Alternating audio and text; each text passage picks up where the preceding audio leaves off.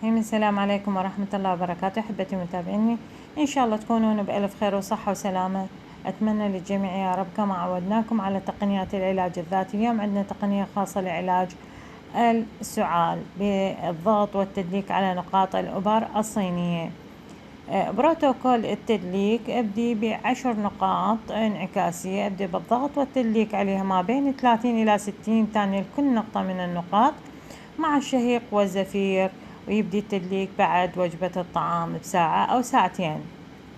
نبدي بالنقطة الأولى، هي أسفل قاعدة الجمجمة، أسفل التجاويف على كلا الجانبين، وكما موضح أحبتي في الصورة هذه النقطتين. أبدي بتدليكها بواسطة الإبهام بالضغط الخفيف ما بين شهيق وزفير. تراوح الفترة التدليك من 30 إلى 60 ثانية كل نقطة من النقاط، وانتقل للنقطة الثانية أيضا نفس الشيء. النقطة الثانية اللي تقع على الكتف مباشرة، أيضا أبدي بتدليكها بواسطة الإبهام مع الشهيق والزفير لمدة 30 إلى 60 ثانية، وانتقل للنقطة المقابلها أيضا نفس بروتوكول العمل. النقطة الثالثة، عرض يد واحدة أسفل الركبة وعرض إبهام واحد باتجاه الخارجي من الساق اتجاه إصبع القدم الصغير في الجوف أو الوادي بين أبرز عظام العجل حيث يجتمعون. هذه النقطة أبدي أيضا التدليك بواسطة الإبهام مع الشهيق والزفير 30 إلى 60 ثانية، وانتقل للنقطة المقابلها أيضا بالقدم الثانية. النقطة الأخرى اللي تقع في جوف الكوع باتجاه الإبهام من تجعد الكوع الداخلي. فهاي النقطة اللي تكون مقابلة على مسار الإبهام، لأن هذه مسار الرئتين. أبدي بالضغط عليها ما بين 30 إلى 60 ثانية مع الشهيق والزفير، وانتقل للكوع الثاني أيضا نفس المكان 30 إلى 60 ثانية مع الشهيق والزفير. النقطة الأخرى اللي هذه النقطة عرض إصبع سبابتين فوق ثنية الرسخ، يمكن العثور عليها عند هذه النقطة بسهولة عند ربط اليدين. هاي أيضا أبدي بتدليكها ما بين 30 إلى 60 ثانية، وانتقل لليد الثانية مع الشهيق والزفير بالتدليك بواسطة الإبهام بشكل دائري. وانتقل للنقطة الأخرى، عرض إبهامين فوق التجعيد الأبرز للمعصم الداخلي بما يتماشى مع الأصبع الأوسط، يعني تكون مقابلة للأصبع الأوسط. فأبدي بتدليكها وانتقل لليد الثانية بنفس الوقت، أنا 30 إلى 60 ثانية مع الشهيق والزفير.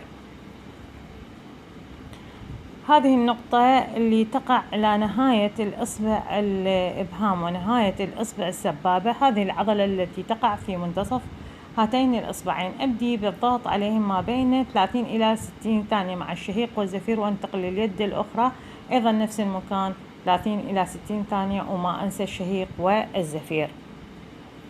النقطة الأخرى هي تقع على ثنية الخارجية للكوع، أيضا أبدي بتدليكها ما بين 30 إلى 60 ثانية مع الشهيق والزفير، وانتقل للكوع الثاني أيضا الثنية الأخرى. أبدي بتدليكها ما بين 30 إلى 60 ثانية مع الشهيق والزفير بواسطة الإبهام، يكون بشكل دائري والشهيق والزفير أنا ما أنسى. النقطة الأخرى هي النقطة التاسعة اللي تقع فوق السرة ب4 أصابع. هاي النقطة أحسب 4 أصابع، وهذه النقطة أبدي بالضغط بواسطة الإبهام مع الشهيق والزفير، وأضغط بشكل دائري ما بين شهيق وزفير 30 إلى 60 ثانية. والنقطة الأخيرة هي النقطة العاشرة اللي تقع أسفل السرة بأصبعين سبابة، يعني أحسب أصبعين سبابة. وهذه النقطة أبدي أيضا بتدليكها بواسطة الإبهام شهيق وزفير ما أنساها 30 إلى 60 ثانية هم ما أنساها. هنا أنا كملت 10 نقاط. ورا ال10 نقاط أنا دلكتهن مع الشهيق والزفير. أبدي بشرب الماء الدافئ حتى الجسم يستفرغ من السموم، ومن ثم الاستحمام. نستخدمها 3 مرات إلى 4 مرات مسموح بها باليوم. هذه النقاط لا تستخدم للمرأة الحامل لأن تسبب لها أضرار. ولهنا أحبتي تنتهي تقنيتنا، وانتظروني بتقنية جديدة. لا تنسوا اللايك والاشتراك في القناة وتفعيل جرس الإشعار لكي تأتيكم كل تقنية جديدة. محبتي لكم، دمتم بحفظ الرحمن.